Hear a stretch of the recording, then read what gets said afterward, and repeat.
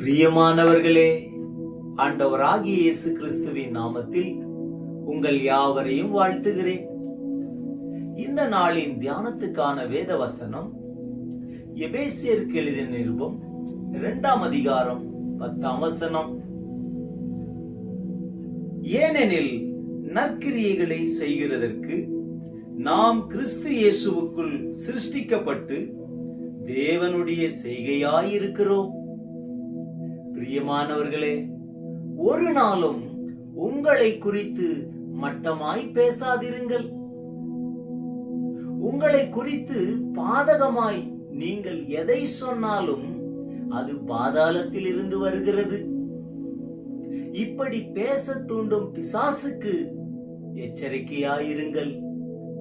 நான் ஒரு புழு, நான் ஒன்றுக்கும் உதவாதவன், நான் நல்லவன் அல்ல, நான் பலவீனன், நான் வியாதியஸ்தன் என்று உங்களை குறித்து தவறாக அறிக்கையிட்டால் தேவன் உங்களுக்கு செய்து முடித்தவைகளையே தவறாக பேசுகிறீர்கள்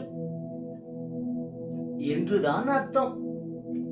தேவன் உங்களை குறித்து பார்க்கிற விதத்திற்கும் உங்களை பற்றி அவர் பேசுவதற்கும் இது நேர்மாறானது மற்றும் கிறிஸ்துவின் சிலுவை புண்ணியத்தை மட்டுப்படுத்தி சிருஷ்டிகரையே இழிவுபடுத்தும் செயலாகிறது.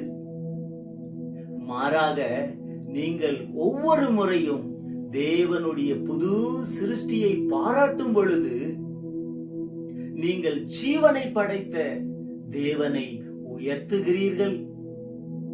ஆகவே தோல்வியை பேசாமல் நாம் கிறிஸ்துவுக்குள் நற்கிரியைகளை செய்ய படைக்கப்பட்டவர்கள் என்று அறிக்கை செய்து கேட்கிறவர்களுக்கு பிரயோஜனம் உண்டாகும்படி நல்லதையே பேசுங்கள், மற்றவர்களுக்கு நன்மைகளையே செய்யுங்கள். கர்த்தர் தாமே உங்களை ஆசீர்வதிப்பாராக. ஆமென். God bless you.